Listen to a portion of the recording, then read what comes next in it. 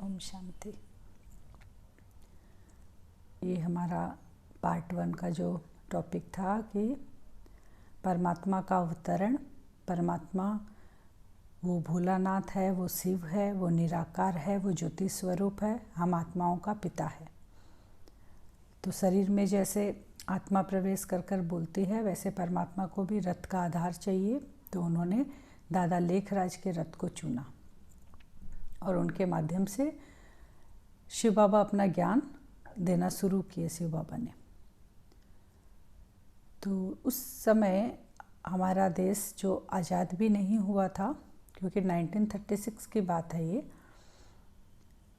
हैदराबाद सिंध में दादा लेखराज थे, वो एक डायमंड के व्यापारी थे। तो उनका बिजनेस के पर्पज़ से उनको आना जाना पड़ता था। तो हैदराबाद सिंध में उनका घर था, मकान था, बनारस में था, कलकत्ता में था और मुंबई में था। तो वो आना जाना करते थे। तो फर्स्ट टाइम जब परमात्मा उनके शरीर का आधार लिए तो वो हैदराबाद सिंध में थे। वहीं पर सत्संग भी चल रहा था। तो परमात्मा का जब आना जाना शुरू हुआ तो घर वालों को तो समझ में आ रहा था, नहीं ये कोई पावर है, ये कोई शक्ति है, ये दादा लेखराज माने वो नहीं है, उनकी आवाज़ नहीं है, उनका हाव भाव, उनका बोलने का तरीका सब चेंज था। तो ये घर वालों को तो निश्चय हो गया था सभी को। तो वो बताते हैं कि क्योंकि इस ज्ञान में बाबा के साथ बाबा की लौकिक बेटी उनकी बहू सब समर्पित हो गए थे। तब वो बताते थे कि उन्होंने बताया कि जिस समय शिव बाबा आते थे तो एक इतनी अद्भुत शक्ति कि हम लोग कहीं भी घर पे अगर काम कर रहे हैं, इधर उधर बैठे हैं, कुछ कर रहे हैं, तो एक सन्नाटा सा छा जाता था, एक शांति सी, एक शांति की अनुभूति होती जब शिव बाबा दादा लेखराज के तन में आते। तो हम वो सब क्या करते, बोले कि हम सब अपना काम छोड़कर जो भी कुछ कर रहे हैं जाकर उनके सामने बैठ जाते थे, कि हमें पता चल जाता था वो वाइब्रेशन से कि परमात्मा आए हैं। और उस समय धीरे धीरे आसपास सबको पता चलने लग गया कि यहाँ पर ऐसे दादा लेखराज के शरीर के अंदर शिव बाबा आते हैं। कुछ को निश्चय हुआ, कुछ को निश्चय नहीं हुआ। तो देखने के लिए भी लोग आने लग गए, सुनने के लिए भी आने लग गए आसपास के सब कि ये क्या है, क्या बात है। तो जब वो सुनने के लिए आते थे वहाँ पर, तो बाबा सबसे पहले ओम ध्वनि करते थे। तो ओम ध्वनि करने के बाद मुरली चलती थी। मुरली का मतलब शिव बाबा जो आकर ज्ञान सुनाते थे उसी का नाम मुरली है, उस ज्ञान का नाम ही मुरली है। तो ये बजाने वाली मुरली नहीं है, ये ज्ञान मुरली है। तो वो चलाते थे आकर, वो ज्ञान देते थे, लेकिन मुंह किसका था, ये दादा लेखराज का था। तो आसपास के सब आना शुरू किए। उस समय सिंध में जो सिंधी परिवार के लोग थे, तो भाई लोग बाहर नौकरी करने जाते थे और माताएं बहनें लोग हैदराबाद सिंध में ही रहती थी। जो भी ज्ञान सुनता था, आसपास वाले या घर वाले जो भी सुन रहे थे, तो किसी किसी को ज्ञान सुनते सुनते ऐसा अनुभव होता था, कोई तो सतयुग का साक्षात्कार करता था, बैकुंठ का साक्षात्कार करता था, कोई रास कर रहा है कृष्ण के साथ, राधा के साथ, और बहुत सुंदर दुनिया, सतयुगी दुनिया, सुख शांति की दुनिया, ऐसे खो जाते थे। कुछ को विष्णु जी का साक्षात्कार होता था कि सामने दादा लेखराज नहीं है, विष्णु का रूप है या कृष्ण का रूप है, ऐसा सब साक्षात्कार होता था। ऐसा कराने वाला कौन था? क्योंकि दादा लेखराज में तो इतनी हिम्मत है नहीं कि वो साक्षात्कार किसी को कराए। वो तो खुद ही एक खोज में थे, इतनी पावर तो उनमें ही नहीं थी। उन्होंने ही खोज के बारे में या पता करने के बारे में कि क्या है लाइफ का एम, क्या है, इसके बाद क्या, इसके बाद क्या, इस ऐसे करते करते उन्होंने ही 12 गुरु बना लिए। तो वो कैसे ये बातें बता सकते हैं कि मैं आत्मा हूँ, ये सारे मेरे बच्चे हैं? पॉसिबल नहीं है। तो जब सब आने लग गई माताएं बहनें आसपास के सुनने के लिए, तो उनको जब यहाँ आए तो अब भक्ति सब कर रहे थे। तो भक्ति में क्या होता है, जब भक्ति करते करते अगर उस इष्ट का दर्शन हो जाता है तो कितनी खुशी होती है। तो यहाँ तो वो जितनी बार आ रहे हैं, जितना देर बैठ रहे हैं, उनको वो साक्षात्कार हो रहा है। वो खुली आँख में ये अनुभव कर रहे हैं, वो सपना नहीं देख रहे हैं या सोए हुए नहीं है, चैतन्य अवस्था में सब बैठे हुए हैं और उस खुली आँख में वो अनुभव कर रहे हैं। तो उनको बहुत अच्छा लगता था, रोज़ आने लग गए। रोज़ सत्संग में 1000 बहनें, माताएं, भाई जो भी जुड़े, धीरे धीरे हैदराबाद सिंध के आसपास के सब 1000 लोग रोज़ आते थे वहाँ सत्संग में, बाबा के सत्संग में। अब जब ये संस्था का चारों तरफ फैल गया ये कि यहाँ जो दादा हैं उनके अंदर एक शक्ति आती है और वो शक्ति ऐसी पावरफुल है कि सबको जादू कर रही है और सब वहाँ जा रहे हैं। जाने के बाद कंटिन्यू कर रहे हैं, वो क्लास बंद भी नहीं कर रहे हैं। सुध बुध अपने खो दिए और आगे पीछे कुछ नहीं देख रहे हैं, लेकिन क्लास मिस नहीं कर रहे हैं। ऐसा क्या है, चारों तरफ फैल गया ये बात। धीरे धीरे दादा लेखराज जैसे ओम उच्चारण करते थे या ओम ध्वनि लगाते थे तो चारों तरफ वो शांति की वाइब्रेशन फैल जाते थे। ये शांति को सब महसूस करते थे। तो झूठला भी नहीं सकता कोई कि ऐसा नहीं होता है, क्योंकि ये प्रैक्टिकल सब अनुभव, जितने भी वहाँ बैठे रहते थे सब अनुभव करते थे। यहाँ तक कि जो दादा की पत्नी थे, धर्मपत्नी थे, जिनका नाम यशोदा था, वो भी देख रहे हैं, उनको भी वही साक्षात्कार हो रहा है। उनको भी आश्चर्य लग रहा है, क्योंकि अभी नया ये ज्ञान है, शिव बाबा आ रहे हैं तो सबको समझने में थोड़ा समय लग रहा है।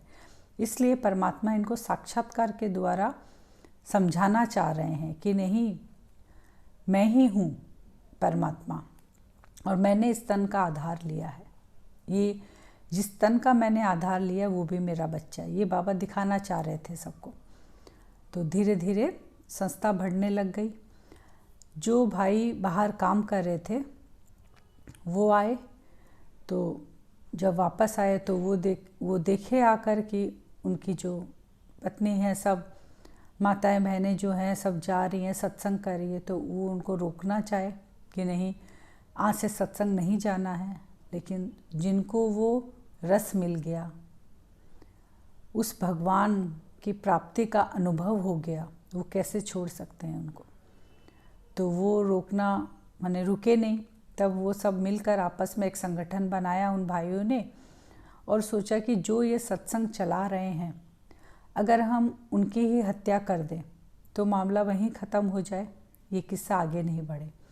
कुछ लोगों ने मिलकर ये संगठन में बैठकर बातचीत की और वहाँ उस समय एक पंजाबी थे, तो वो ये काम करते थे जैसे किसी से पैसे लेकर किसी की हत्या करना, ये उनका काम था। बहुत फेमस थे वो। तो उनको बुलाया गया, उनसे बात की गई कि ऐसे आपसे काम है और ऐसे दादा के बारे में बताया गया। तो उस समय सिंध में तो हल्ला हो ही गया था। तो वो बोले हाँ कोई बात नहीं, मैं ये काम कर दूँगा। सत्संग ख़त्म हुआ, सत्संग का टाइम ख़त्म हुआ। उसके बाद जो बाबा की हत्या करना चाहता था, जिसको भेजा गया था, वो पहुंचा बाबा के मकान पर। वहाँ पे बहनें भी रहती थी, कुछ अपने घर नहीं जाती थी, वहीं पर रहने लग गई परिवार के साथ। तो उनको उन्होंने कहा कि हमें दादा से मिलना है। तो वो बोले कि दादा तो अभी ऊपर रेस्ट कर रहे हैं, अब कल आइएगा, क्लास तो ख़त्म हो गई। तो उन्होंने कहा नहीं, मुझे तो अभी मिलना है। तो वो बहन जाकर बोली दादा को कि ऐसे आए हैं आपसे मिलने के लिए, तो जिद कर रहे हैं, तो क्या करें। तो दादा बोले कि ठीक है, आप उनको ऊपर भेज दो। तो जब वो ऊपर गए तो देखे कि वो अकेले थे, लेकिन जो बहनें एक दो थी वो भी ऊपर जाकर बैठ गई। माने वो बैठे थे, 2-3 बहनें और बैठ गई और दादा लेखराज तो थे ही वहाँ पे। तो जब वो बहनें को बोले कि जाने के लिए, कि ना मेरे को आपसे कुछ पर्सनल बात करनी है, ऐसे कहा उस व्यक्ति ने। तो दादा बोले कि आप एक बार नीचे चले जाओ, ये कुछ पर्सनल बात करना चाहते हैं। तो उन्होंने क्या किया, उस व्यक्ति ने क्या किया, जो हत्या करने आया था, उन्होंने तलवार निकाली उनको मारने के लिए, और उनके नज़दीक बैठा हुआ था। तो जब देखा कि जैसे ही तलवार निकाला तो दादा लेखराज की जगह उसको दिखाई दिया गुरु नानक जी का दर्शन हुआ उसको, कि अरे ये तो गुरु नानक जी है, वो तलवार कैसे चलाए, उनके देव इष्ट हैं वो तो। फिर वो पीछे हट गया ये देखकर। जैसे ही पीछे हटता है तो फिर उनको दादा लेखराज दिखाई देते हैं। फिर वो नज़दीक गया, कोशिश किया, फिर उनको गुरु नानक जी दिखाई दिया। ऐसे वो 1-2 बार करके देखा, उसकी हिम्मत हुई नहीं। वो तलवार दादा के चरणों में रखकर माथा टेक दिया कि मुझे क्षमा करें, मैं आया था आपकी हत्या करने के लिए, लेकिन आप तो साक्षात गुरु नानक जी के मैंने दर्शन कर लिए हैं, आप तो मेरे इष्ट हो, मैं आपको कैसे मार सकता हूँ। ऐसा बोलकर वो वहाँ से चले गए। अब ये कराने वाला कौन है? ये शक्ति दादा लेखराज में तो नहीं है। जब परमात्मा आए, जो ज्ञान हमको दे रहे हैं, उस ज्ञान को सुनकर हम क्या हुए, हम भी शिव बाबा के बच्चे हुए। तो शिव बाबा के जब हम बच्चे हुए तो क्या हुए, एडॉप्टेड बच्चे हुए हम, माने मुख वंशावली जिसे कहते हैं। कुख से हमारा जन्म नहीं हुआ है, मुख से हमने ज्ञान सुना, और ज्ञान सुनने के बाद हम एडप्ट हुए। तो इसलिए हम दादा लेखराज को भी बाबा कहते हैं और शिव बाबा को भी बाबा कहते हैं। अब शिव बाबा ने दादा लेखराज का नाम रखा ब्रह्मा, तो हम दादा लेखराज को क्या कहते हैं, ब्रह्मा बाबा, क्योंकि उनके मुख से हुए हैं। तो हम कौन हो गए, ब्राह्मण हो गए। तो इसीलिए हम लोग अपने आप को क्या कहते हैं, जो ज्ञान सुने, हम ज्ञान सुन रहे हैं, आप लोग भी जो ज्ञान सुन रहे हो, उस ज्ञान से आपको परिचय मिल रहा है अपना और अपने पिता का, तो आप भी एडॉप्टेड बच्चे हो गए परमात्मा के। तो आपका भी उतना ही अधिकार है उस परमात्मा के ऊपर, क्योंकि बच्चे का अधिकार पूरा होता है अपने माता पिता के ऊपर। तो इसीलिए हम लोग ब्रह्मा कुमार और कुमारी अपने आप को बोलते हैं। तो हम अब ब्रह्मा बाबा नाम रख दिया शिव बाबा ने ब्रह्मा, तो वो हुआ ब्रह्मा बाबा और शिव बाबा। ये मैं आपको क्लियर करूँगी कि ब्रह्मा नाम क्यों रखा, बाद में करूँगी। ये वाला चैप्टर में कंटिन्यू रख रही हूँ शिव बाबा का पहले। तो मैं बीच बीच में दादा लेखराज की जगह अगर बाबा बोलूँ तो आप कन्फ्यूजन मत होना कि मैं शिव बाबा के बारे में बोल रही हूँ, क्योंकि मैं नाम लेके बोलूँगी ब्रह्मा बाबा और शिव बाबा। तो जब वो ब्रह्मा बाबा में गुरु नानक जी को देखा तो वो फिर ये देखकर वो वहाँ से चले गए। अब क्या हुआ, उन भाइयों ने देखा कि ये तो मुश्किल की बात हो गई, क्योंकि जिसको मारने के लिए भेजा वो सबसे बड़ा था, उसने पता नहीं कितने मर्डर किए हुए हैं, लेकिन वो भी वापस आ गया। तो अब हमें कोई नया रास्ता निकालना पड़ेगा। तो उन्होंने सोचा कि हम आपस में ही 4-5 मिलकर क्या करेंगे, जिस समय सत्संग चल रहा होगा, क्योंकि सत्संग का टाइम सबको पता था, 7 बजे से सत्संग शुरू होता है, तो हम क्या करेंगे, उसी समय जाकर गेट माने बाहर से बंद कर देंगे, चारों तरफ पेट्रोल डीजल डालकर और आग लगा देंगे उस मकान को। ऐसा प्लानिंग उन्होंने किया। फिर उन लोग 4-5 भाई मिलकर क्या किए, एक दिन सुबह पहुंच गए पेट्रोल डीजल सब डिब्बा लेकर जलाने के लिए। 7 बजे जाकर लॉक कर दिया, 7 बजे के बाद जाकर लॉक किया और चारों तरफ पेट्रोल डीजल डालकर आग लगा दी। आग लगाकर जब वो वहाँ से चले गए तो रास्ते में उनको देखा कि ब्रह्मा बाबा अपने जो भी ज्ञान सुनने आते थे, जो अपने बच्चे बाबा के बच्चे थे, उन सब के साथ आ रहे हैं, रास्ते में चलकर आ रहे हैं। तो वो देखे कि ये कहाँ से आ रहे हैं, क्या है ऐसा। तो उसमें से कोई जाकर पूछा कि बाबा को तो पता नहीं इन्होंने आग लगाई है। तो वो जाके पूछे कि आज आप सत्संग नहीं कराएंगे? तब वो बोले कि नहीं, आज 5 बजे ही हम सारे बच्चों को बुला लिए थे और उनको लेकर कराची पर एक पहाड़ी है वहाँ पर ले गया था। वहीं पर मुरली क्लास हुई और जो ध्यान था, योग का जो था हमारा, वो हुआ। उसके बाद टहलकर हम लोग अभी आ रहे हैं। आकर बाबा देखते हैं तो चारों तरफ मकान जल रहा है। लखीराज बाबू का ये घर था, जिसे शास्त्रों में लाक्षागृह कहते हैं। ये पांडव थे। पांडव कौन है? जिनकी भगवान के साथ प्रीत होती है, जिनका भगवान के साथ प्यार होता है, वो है पांडव। तो बाबा के साथ कौन था? शिव बाबा, ब्रह्मा बाबा के साथ उनके प्रीत बुद्धि वाले बच्चे थे, जो उनको पहचान गए थे। कौरव कौन है? जो हर समय बुरा काम करते हैं, हर समय नुकसान करते हैं दूसरों का। तो ये जो आग लगाने आए थे, ये कौन थे? कौरव थे। इनकी संख्या ज़्यादा है, इसलिए शास्त्रों में कौरव की संख्या दिखाते हैं 100। पांडवों की 5 पांडव, जिनको कृष्ण के साथ प्रीत थी। फिर दादा दूसरा मकान था, वहाँ जाकर शिफ्ट हो गए। और उस समय फिर धीरे धीरे सब जुड़ने लग गए। तो बाबा ने एक बोर्डिंग स्कूल खोली, क्योंकि कुछ माताएं बहनें वहाँ रहने लग गए, घर नहीं जाते थे। तो दादा ऐसे नहीं रखते थे ब्रह्मा बाबा उनको। उनके घर से परमिशन लेटर आता था, उनके माता पिता साइन करते थे। अगर किसी की शादी हो गई, उनके पति है तो उनकी साइन चलती थी, उनका लेटर लेके आते थे, उसके बाद उनको रखते थे वहाँ पर। क्योंकि जिनको ये परमात्मा का रस मिल जाए, अब मीरा का देखिए आप, भक्ति में हम कितना उनका उदाहरण देते हैं। कोई उनको बुरा कहता है क्या? कहते हैं कि मीरा को कृष्ण से प्रेम था। तो आज तक हम उनका इतने श्रेष्ठता से नाम लेते हैं, गायन करते हैं उनका। तो यहाँ जब भगवान आ गए, ये जब पहचान हो गई, तो यहाँ शुद्ध भूत तो भूलनी थी। जिनको साक्षात्कार हो रहा था तो वो तो जाने का नाम ही नहीं ले रहे थे। तो ऐसे कर करके संस्था में धीरे धीरे क्या हुआ, सब मेंबर्स बढ़ने लग गए, बाबा के बच्चे बढ़ने लग गए।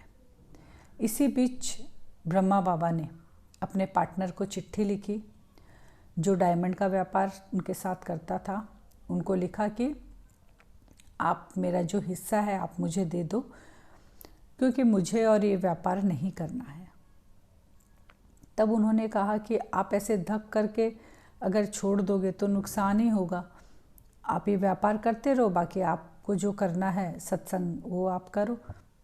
तब दादा लेखराज माने ब्रह्मा बाबा ने कहा, अगर हम भगवान मुझसे कुछ कराना चाह रहा है, भगवान ने मुझे ये रियलाइज़ कराया है कि नई दुनिया, जो नई दुनिया आने वाली है, कलयुग के बाद सत्युग आने वाला है, उसमें मेरी मदद चाहिए उस परमात्मा को।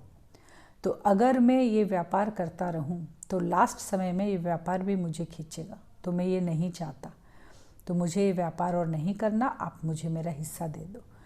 तो पार्टनर ने मान लिया और बाबा का जो हिस्सा निकल रहा था उन्होंने उनको दे दिया। अब इधर संस्था बढ़ती जा रही है। 350 बाबा ने एक बोर्डिंग स्कूल खोली, क्योंकि पढ़ाई भी लौकिक और अलौकिक दोनों पढ़ाई पढ़नी पड़ेगी। लौकिक माने शरीर के साथ जो हम पढ़ाई पढ़ते हैं, डॉक्टर, इंजीनियर, ये होती है लौकिक पढ़ाई, ये भी ज़रूरी है। और अलौकिक वो परमात्मा की पढ़ाई, वो भी ज़रूरी है, क्योंकि पता चल गया परमात्मा कौन है, वो आया किस लिए है। तो बाबा ने बोर्डिंग स्कूल खोली, वहाँ पर ये दोनों पढ़ाई चलते थे। 350 बच्चे उसमें एडमिशन ले चुके थे। और बाकी माताएं बहनें जो बड़े थे वो सेवा करते थे, खाना बनाने का काम है, बच्चों को देखना है, पढ़ाने का जो था वो चल रहा था। भाई भी कुछ जुड़ गए थे। तो ऐसे ये चल रहा था। अब क्या हुआ, पार्टीशन का काम शुरू होने लग गया, भारत और पाकिस्तान का।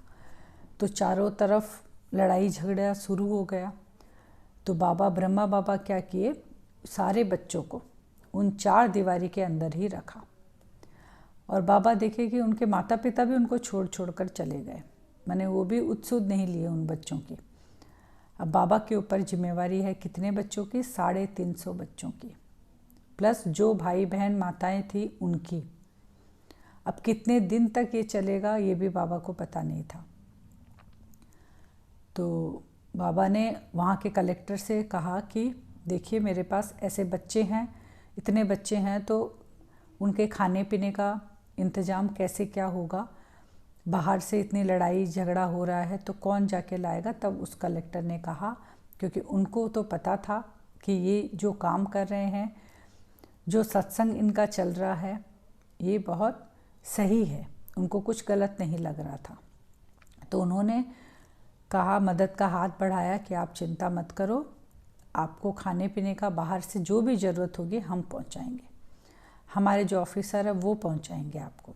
आप लेकिन बच्चों को लेकर इस 4 दीवारी के अंदर ही रहना, इस मकान के अंदर बाहर मत निकलना जब तक बाहर शांति न हो।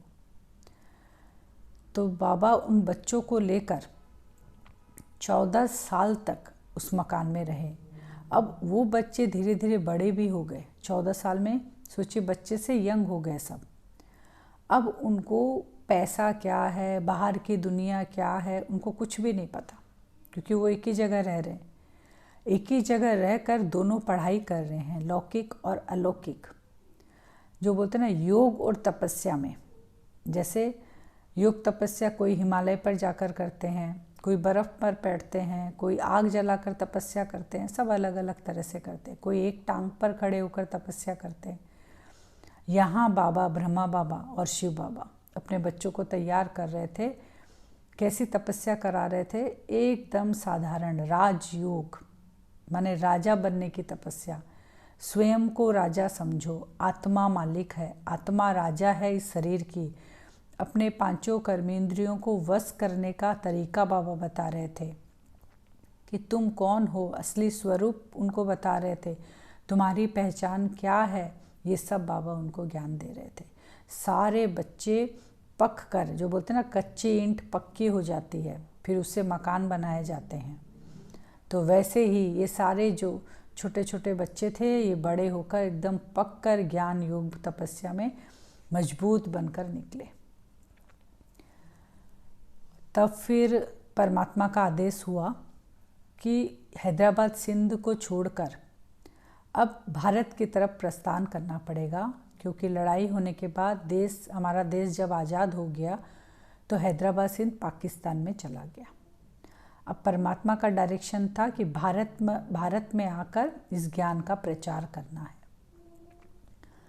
तो बाबा, ब्रह्मा बाबा फिर उस कलेक्टर को बुलाए, उनसे बात की जो थे वहाँ के उस समय, कि हम लोग को यहाँ छोड़कर जाना है भारत में, तो आप इसकी व्यवस्था कीजिए। तो वो कलेक्टर ने कहा, नहीं आप छोड़कर मत जाओ, आप इतना अच्छा काम कर रहे हैं यहाँ पर, यहाँ छोड़कर आप जाने से एक हलचल सी मच जाएगी, क्योंकि आप इतने भाई बहन मिलकर इतना अच्छा वाइब्रेशन फैला रहे हैं। कुछ दिन रुकने के लिए उन्होंने कहा, लेकिन शिव बाबा का आदेश था। और शिव बाबा का आदेश था कि भारत में भी कौन सी जगह जाना है? आध्यात्मिक पहाड़ी जो हो, जहाँ पांडव लास्ट तपस्या किए थे अपना। तो लेकिन पहाड़ी का नाम शिव बाबा ने बताया नहीं। तब ब्रह्मा बाबा ने, जो सीनियर थे, बड़े भाई बहन थे, उनको कुछ को भारत भेजा कि आप पता करके आओ, क्योंकि इतने बच्चों को 350 को एक साथ ले जाकर फिर भटकेंगे, उससे अच्छा आप पहले पता करके आओ, फिर हम यहाँ से प्रस्थान करेंगे। तो वो 4-5 जन गए पता करने के लिए। सबसे पूछा गया, आसपास जो भी थे, जहाँ भी, कि कौन सी पहाड़ी पे, कोई कुछ नहीं बता पा रहे थे। तो मुंबई में जहाँ वो रुके थे, बाबा के बच्चे जो पता करने गए थे, जिनके घर रुके थे, उनके यहाँ उनके गुरुजी आए हुए थे। तो वो सोचे कि उनको पूछते हैं, लेकिन उन्होंने पहचान लिया उनको, वाइट ड्रेस में बैच लगा हुआ, तो वो पहचान गए। बोले, अरे आप तो लक्खीराज के जो शिष्य हो, या आप ज्ञान सुनते थे, आप क्या भारत आ गए? तो उन्होंने कहा कि नहीं, हम लोग अभी सिंध में ही हैं, लेकिन भारत आने का सोच रहे हैं। तो हम आपसे पूछना चाह रहे हैं कि आध्यात्मिक पहाड़ी जहाँ पांडव लास्ट तपस्या किए थे वो कौन सी है? तब उन्होंने कहा कि अरावली पर्वत, वहाँ पर वो तपस्या किए थे। और वहाँ हर एक मंदिर एक यादगार है, सत्य का यादगार है। जहाँ दिलवाड़ा मंदिर है, सत्य का यादगार है। अचल घर है, वो भी सत्यता के ऊपर आधारित है। गुरु शिखर है, वो भी सत्यता के ऊपर आधारित है। तो वो है अरावली पहाड़। वो जब पता चल गया तो वापस वो आए, आकर सिंधाए बाबा को बताया, ब्रह्मा बाबा को, कि ऐसे ऐसे है। कलेक्टर ने सारी व्यवस्था की। सब शिप पर, जहाज पर बैठकर गोखा बंदरगाह तक पहुँचे। वहाँ से ट्रेन में बैठकर फिर वो सब पहुँचे वहाँ अरावली पर्वत। वहाँ से स्टार्ट हुई बाबा की, जो बोलते हैं, प्रचार और प्रसार। शिव बाबा की पहचान और ब्रह्मा बाबा की पहचान। जो भाई बहन ज्ञान लेकर आए थे, जो बचपन से लेकर बड़े हो गए 14 साल, जो योग भट्टी में जो योग तपस्या कर कर निकले हैं, उनके मुख से ज्ञान सुनकर लोग खींचे चले आने लग गए। अभी तक तो ब्रह्मा बाबा एक था जिनके मुख से ज्ञान सुन रहे थे। आज कितने हैंड्स हो गए ब्रह्मा बाबा के, जिसे बोलते हैं ना हजारों भुजा वाला। तो वैसे ये हैंड्स धीरे धीरे बढ़ रहे हैं। अब एक हैंड्स दूसरे को सुना रहा है, 5 को सुना रहा है, ऐसे कर कर ज्ञान का प्रचार होने लग गया। और ये ज्ञान जन जन में फैलने लग गया कि ऐसे। तब ब्रह्मा बाबा ने इस संस्था को विल किया 5 माताओं पर, मैंने उनके नाम से विल कर दिया। बाबा का कुछ भी। 14 साल की थी ओम राधे। उनकी क्वालिटी को देखकर, उनके गुण को देखकर बाबा ने उनको आगे रखा। और जो बोलते हैं ना, माताओं में सबसे नंबर 1 उनको रखा। उनके ऊपर सारा जो बोलते हैं इंचार्ज, माने क्या करना है, क्या नहीं करना है, कैसे होगा, बाबा उनसे राय लेते थे। और ऐसे ये संस्था धीरे धीरे चलने लग गई। आकर पहुँची, आज देखिए चारों तरफ 140 देशों में ये ईश्वरीय विश्वविद्यालय खुला हुआ है। 8 से 8,500 सेंटर हैं। बहुत सी बाधाएं भी आई सेंटर पर, किसी ने कुछ अपशब्द भी कहा, लेकिन ये यज्ञ, ये परमात्मा का यज्ञ है। उस परमात्मा का, उस निराकार परमात्मा का, उस सुप्रीम सोल का ये यज्ञ है। तो ये दिनों दिन बढ़ते ही जा रहा है। और ये इसके इंचार्ज सब कौन है? माताएं हैं। जितने भी सेंटर है माताएं संभालती हैं, बहनें संभालती हैं, और पीछे बैकबोन भाई हैं, लेकिन मेन हैंड्स कौन है? माताएं हैं। शिव बाबा ने माताओं को आगे रखा, क्योंकि सभी ने कहा नारी नर्क का द्वार है। परमात्मा ने आकर कहा नहीं, नारी ही स्वर्ग ले जाने का, स्वर्ग का रास्ता बताने का द्वार है। तो ये ज्ञान जो 7 दिन का कोर्स होता है हमारा, मुरली चलती है, मैंने बाबा के मुख से जो ज्ञान निकल रहा है वो मुरली, वो सुनाने का काम सब माताएं बहनें के ऊपर है। मैन जो गद्दी है, जो सीट है, वो उस पर कौन बैठता है? माताएं बहनें बैठती हैं। और ये पूरी संस्था उनके डायरेक्शन अनुसार चलती है। लेकिन भाइयों का भी हाथ है, लेकिन वो जैसे कि बोलते हैं ना, पीछे के तरफ, माने पीछे रहते हैं भाई हैंड्स होके। लेकिन सामने शिव बाबा ने किसको रखा? माताओं को रखा। कलश, ज्ञान का कलश किसको दिया? शिव बाबा ने माताओं को दिया। उसके बाद ही धीरे धीरे माताओं की, आप देखिए, पहले माताओं को इतना रेस्पेक्ट, रिगार्ड नहीं दिया जाता था। आजकल क्या बोलते हैं? दोनों एक हैं, पुरुष और स्त्री दोनों एक हैं, कंधे से कंधे मिलाकर चल रहे हैं। भगवान ने जब रेस्पेक्ट दिया तो दुनिया वालों ने भी रेस्पेक्ट देना शुरू कर दिया हम माताओं बहनों को।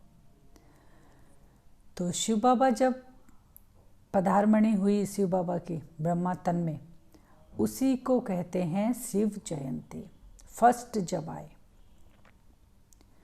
और शिवरात्रि हम क्यों कहते हैं? क्योंकि घोर कलयुग का जब समय चल रहा है, उस समय शिव बाबा उनके तन में आए। घोर कलयुग, अंधियारी रात में आकर शिव बाबा क्या कर रहे हैं, उजाला की तरफ हमको लेके जा रहे हैं। हमको ये ज्ञान दे रहे हैं कि आने वाला समय कौन सा है, सतयुगी दुनिया है। अब सतयुगी दुनिया में किसका जन्म होगा, ये सोचने से ही मुख में पानी आने लग जाता है कि सतयुग में देवी देवताओं का राज्य होता है। अब देवी देवता कहाँ से आएंगे, देवी देवता तो कहीं आसमान से आएंगे नहीं, देवी देवता भी इसी धरती पे थे। श्री कृष्ण का जन्म हुआ, श्री राम जी का जन्म हुआ तो हम कहाँ देखे, इसी धरती पे देखे। तो वो कहाँ गए, वो कौन थे। अब जो सतयुग आने वाला है उसमें किसका जन्म होगा, ये हम नेक्स्ट क्लास में आपको कंटिन्यू करेंगे इसका। उसमें आपको बताएंगे पूरा कि शिव जयंती कैसे हुई और आने वाली दुनिया क्या है, शिव बाबा ने हमको क्या ज्ञान दिया है, उसके ऊपर हम चर्चा करेंगे। अभी हम 2-3 मिनट बाबा की याद में बैठेंगे।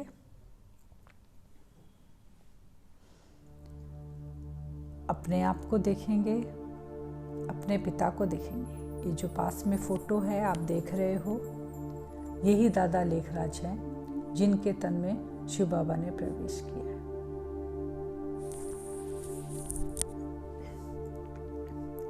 चलें अपने आप को देखें। मस्तक सिंहासन पर मैं आत्मा चमक रही हूँ। अपनी सीट पर सेट हो जाएं।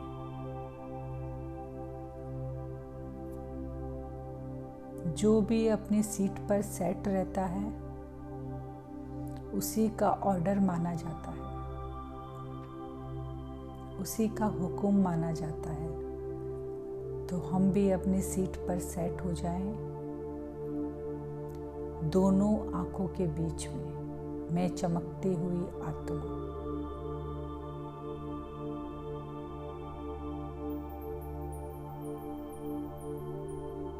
देखें अपने आप को, अपने स्वरूप को। एक छोटा सा प्रकाश का बिंदु दोनों आंखों के बीच में चमक रहा है।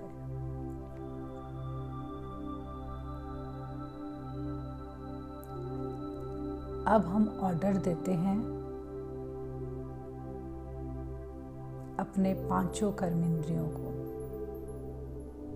क्योंकि हम मालिक हैं, हम सीट पर सेट हैं, तो मेरा ऑर्डर 5 कर्मेंद्रियां मानेंगी।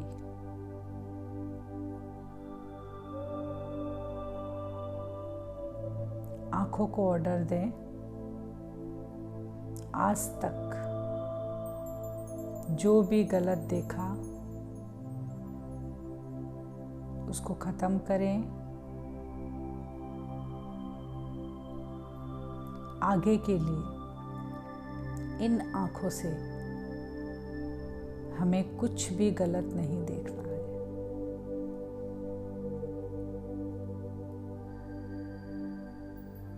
ये आँख, ये कर्मेंद्रियां जब भी देखेगी जब मुझ आत्मा का ऑर्डर होगा।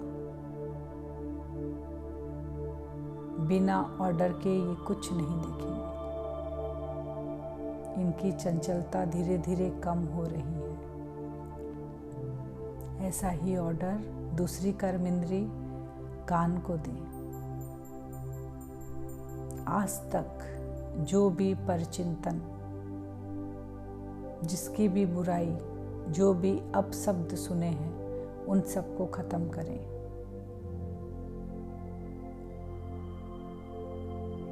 और कान को भी ऑर्डर दें, आज से केवल जो अच्छाई है वो ही हमें दूसरों की सुननी है।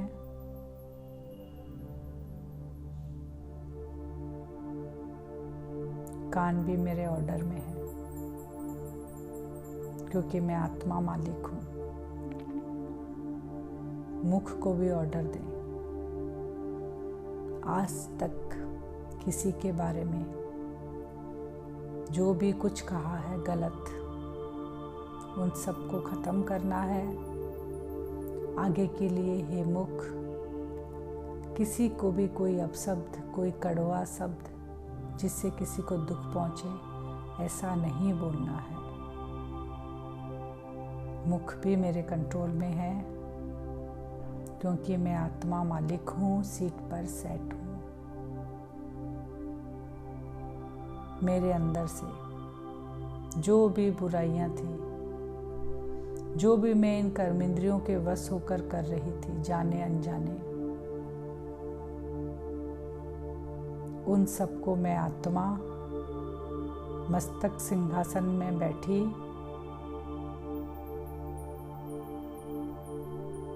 पूरा कंट्रोल कर रही हूँ। ये सब मेरे हाथ में है।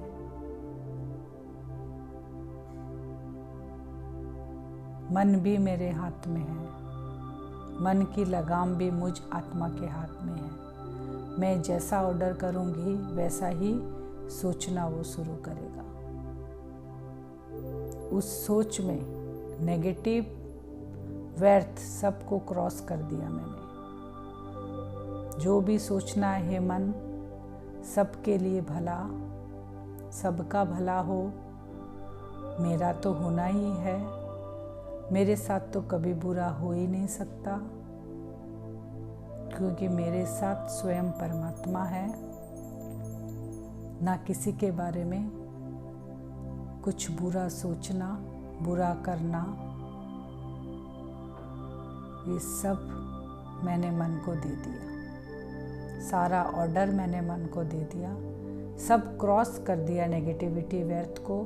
केवल सबके लिए अच्छा सोचना, स्वयं के लिए और सबके लिए। सब परमात्मा के बच्चे हैं और एक ही संकल्प, हर एक आत्मा को परमात्मा का परिचय मिले, उसके बाद उसकी मर्जी।